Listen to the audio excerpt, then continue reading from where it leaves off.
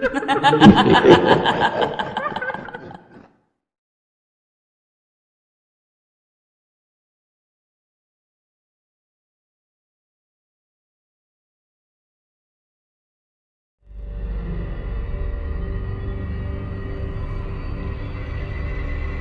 दोस्तों, मैं हूं अनंत।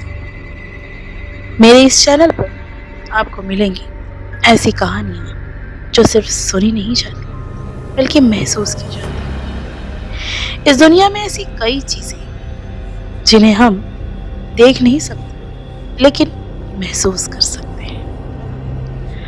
आज मैं आपको ले चलूंगी अंधेरी गांव की एक ऐसी काली हवेली जहां तीसरी मंजिल की पुरानी खिड़की रात में अपने आप खुलती है और जो इसे देख ले उसकी रूह हमेशा डर में रहती है।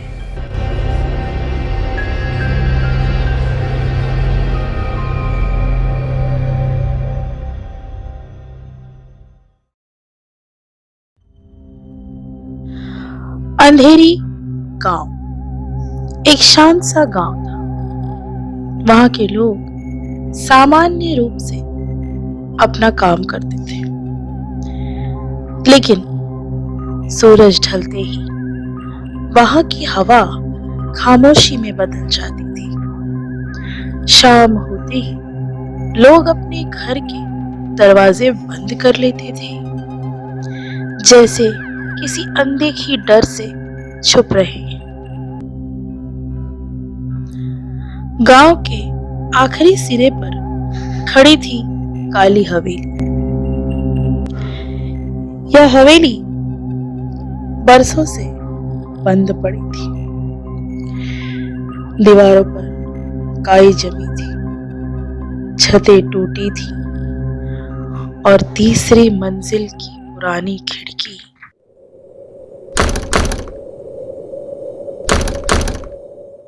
जिसे देखते ही रोंगटे खड़े हो जाते थे। लोग कहते थे उस खिड़की के पीछे आज भी कोई इंतजार करता है।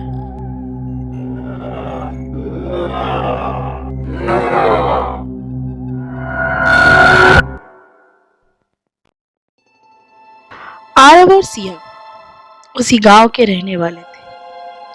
दोनों भाई बहन शहर के एक कॉलेज में पढ़ते थे। आरव निडर, आत्मविश्वासी, थोड़ा घमंडी, भूत प्रेत पर विश्वास नहीं करता, हर बात को मजाक में लेने वाला लड़का था। सिया आरव की छोटी बहन थी, थोड़ी संवेदनशील, भावुक और डरपोक माहौल को जल्दी महसूस करने वाली लड़की थी। वो भूत प्रेतों पर विश्वास नहीं करना चाहती थी, पर मन में डर जरूर रहता था और आरव पर पूरा भरोसा करती थी। दोनों भाई बहन अपने माता पिता के साथ गांव में खुशी खुशी रहते थे। गांव में कई दिनों से अजीब घटनाएं हो रही थी। रात में हवेली की खिड़की से रोशनी निकलती थी, कभी किसी के रोने की आवाज आती थी,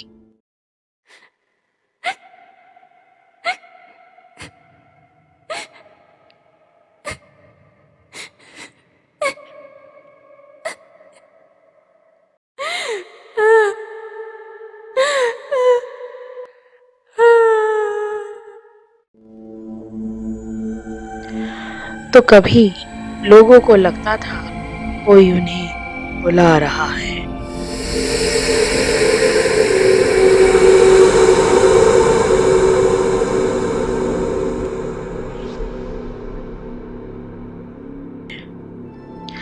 गांव में डर का माहौल था। आरव को ये सब अंधविश्वास लगता था। वह कहता था, लोग डर के मारे कहानियां बना लेते हैं, कोई भूत प्रेत नहीं होता। गांव वालों को गलत साबित करना, अपनी बहादुरी दिखाना और सबसे बड़ा कारण एक वीडियो बनाकर सबूत लाना कि हवेली में कुछ नहीं है और यही उसके जीवन का लक्ष्य बन चुका था। इधर सिया के साथ भी कुछ अजीब घटनाएं घट रही थी कि उसे बार बार एक सपना आ रहा था। एक बच्ची खिड़की से हाथ बढ़ाकर कहती है, ले चलो, मुझे यहाँ से ले चलो। पर वह डर के कारण किसी को बता नहीं पा रही। सुबह ढलकर शाम हो जाती है।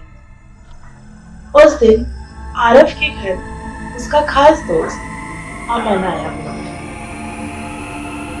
जो उस गांव के सरपंच का पोता था, जिसे उस हवेली की सच्चाई के बारे में सब कुछ पता था।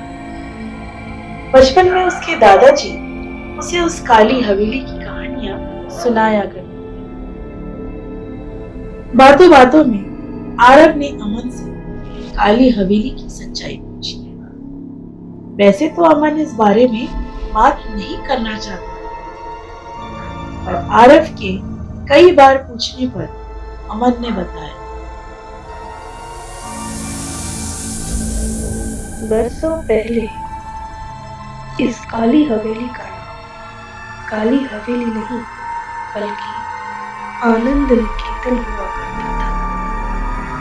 इस हवेली में एक अमीर परिवार रहता था। इस घर के मुखिया थे सेठ रघुनाथ। उनकी पत्नी शारदा रघुनाथ, जिनका देहांत हो चुका था, और इनकी एक छोटी सी बेटी, नाम था पीहू। सोने चांदी, नौकर चाकर और शानो शौकत की कोई कमी नहीं थी। और यह सब कुछ सेठ रघुनाथ के पास अचानक आया था, क्योंकि ये दौलत पूजा पाठ, मेहनत, परिश्रम से नहीं बल्कि तंत्र मंत्र और बलि से आई थी। सेठ ने सालों पहले किसी तांत्रिक से एक सौदा किया था। शर्त यह थी कि सेठ रघुनाथ को सुख, समृद्धि, सोना, चांदी सब मिले, पर इसके लिए उसे हर 12 साल में हवेली की सबसे मासूम पवित्र आत्मा को इस हवेली की 3री मंजिल पर बनी इस खिड़की को सौंपना होगा। उस वक्त सेठ रघुनाथ राजी तो हो गए थे, पर समय के साथ उसके मन में एक डर रहने लगा कि 12 साल बाद वो किसकी आत्मा होगी जो वह इस खिड़की को सौंप देगा।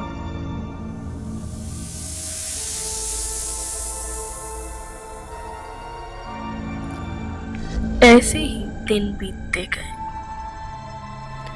और एक दिन अचानक वो तांत्रिक इस हवेली में आया,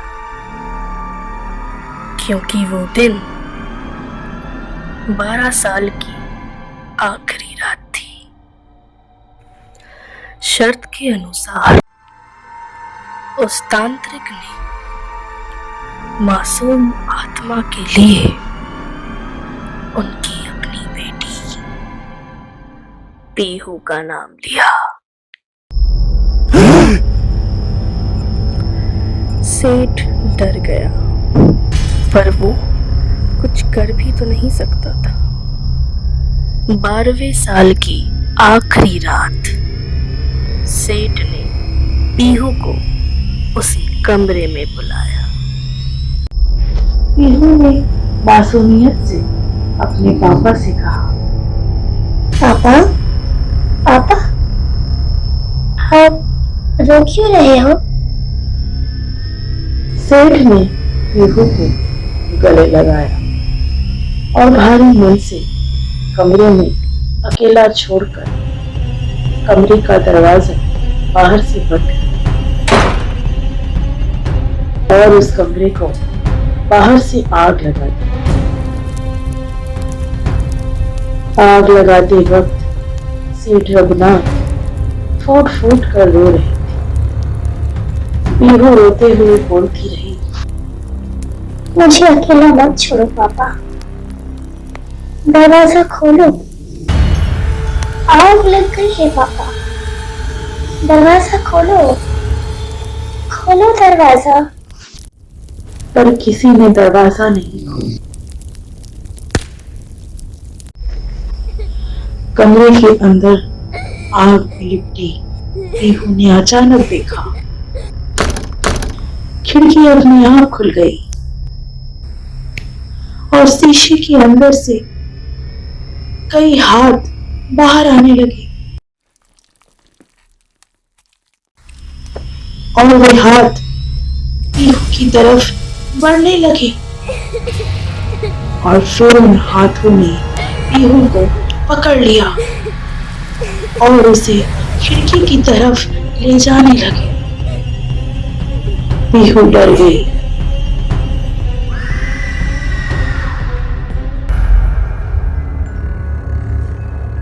और फिर सब खत्म हो गया।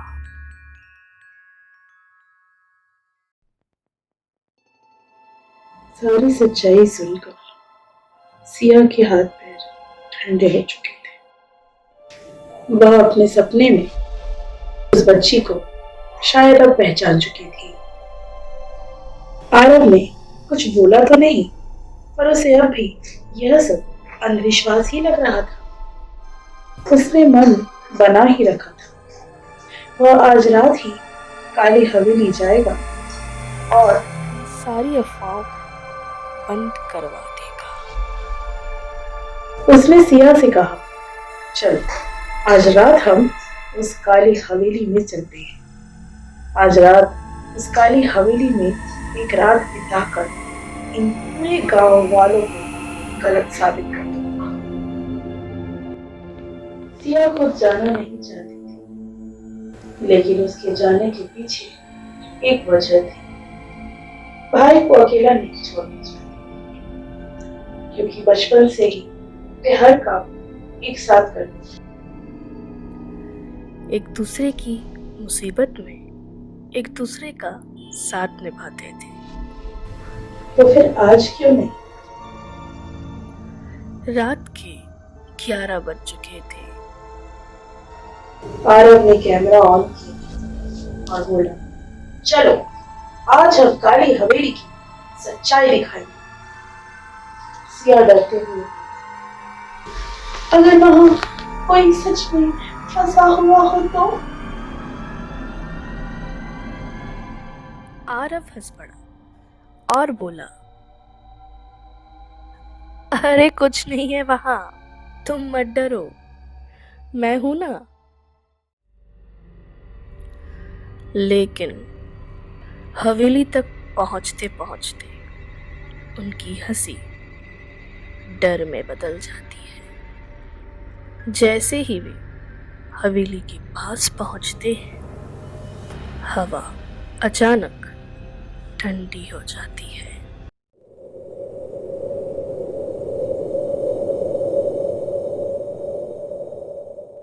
पेड़ों की टहनियां अपने आप ही हिलने लगती हैं।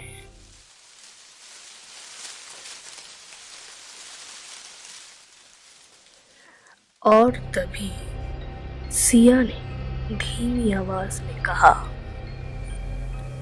भैया डर लग रहा है भैया, शायद कोई हमें देख रहा है। पर आरव ने सिया की बातें अनसुनी कर दी और वे दोनों काली हवेली के अंदर चले जाते हैं। अंदर आकर आरव का ध्यान उसके कैमरा को सेट करने में चले जाता है, पर सिया डरी सहमी हवेली की तीसरी मंजिल पर बनी उस खिड़की को देख रही थी। तभी तीसरी मंजिल की पुरानी खिड़की अपने आप खुल गई। खिड़की के भीतर अंधेरा था। तभी एक धुंधली सी बच्ची की परछाई दिखती है। उसकी आंखें भरी हुई थी, आवाज कांप रहे थे और वह सिया की तरफ हाथ बढ़ाकर बोल रही थी, मुझे यहाँ से निकाल लो मुझे। सिया उस परछाई की तरफ बढ़ने लगती है, जैसे वह अपने आप में ही नहीं थी। वह उस खिड़की के पास कब पहुंच जाती है उसे ये पता ही नहीं चलता।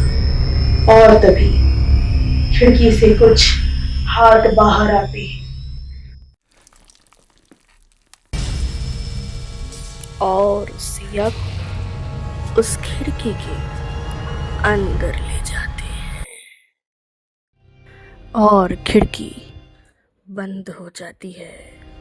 आरव अपना कैमरा सेट करके जैसे ही पीछे मुड़ता है तो वहां सिया नहीं थी।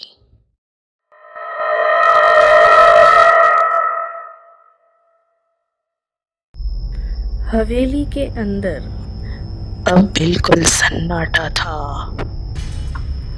हवा भी जैसे रुक गई हो। अचानक तीसरी मंजिल की वही पुरानी खिड़की फिर अपने आप खुल गई।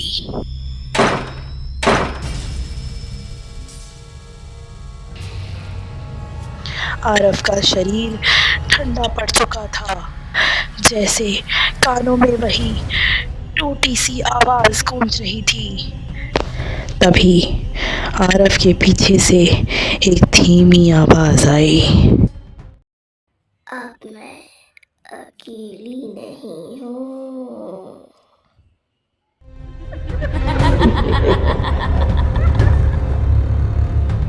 आरव के हाथों से कैमरा नीचे गिर गया।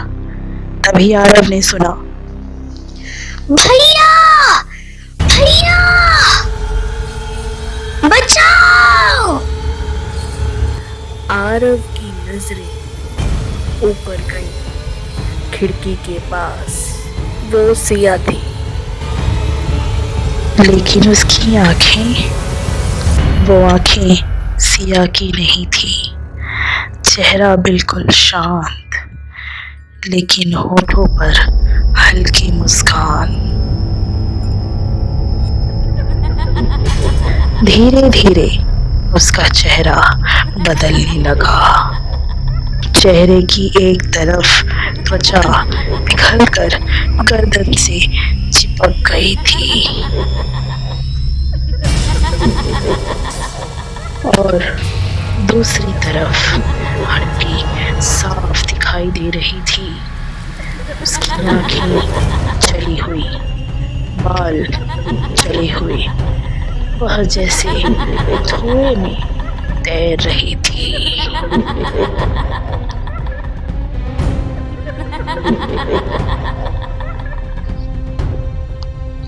आरव चिल्लाना चाहता था, लेकिन उसकी आवाज गले में ही मर गई।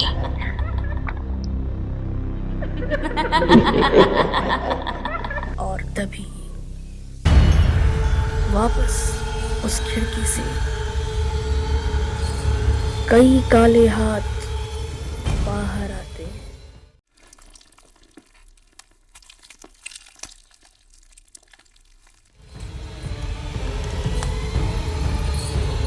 जो अब आरव की तरफ बढ़ रही थी।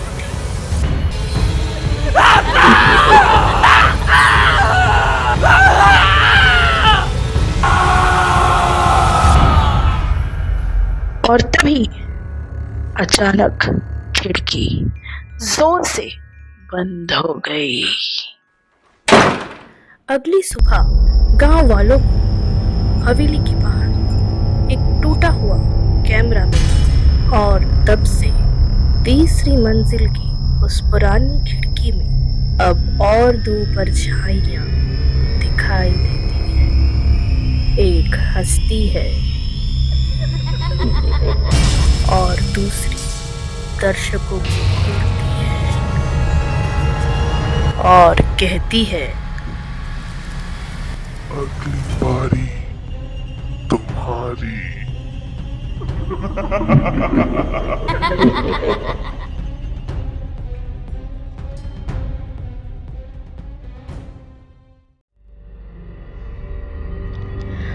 अगर ये कहानी आपको थोड़ी सी भी डरा गई हो तो लाइक ज़रूर करिए और इसे अपनों के साथ शेयर कीजिए। अगर आपको भी ऐसी ही कोई कहानी डरा गई हो तो मुझे ज़रूर कमेंट कीजिए और ऐसी ही खौफनाक कहानियों के लिए मेरे चैनल को सब्सक्राइब करना और बेल आइकन को प्रेस करना मत भूलिएगा। धन्यवाद।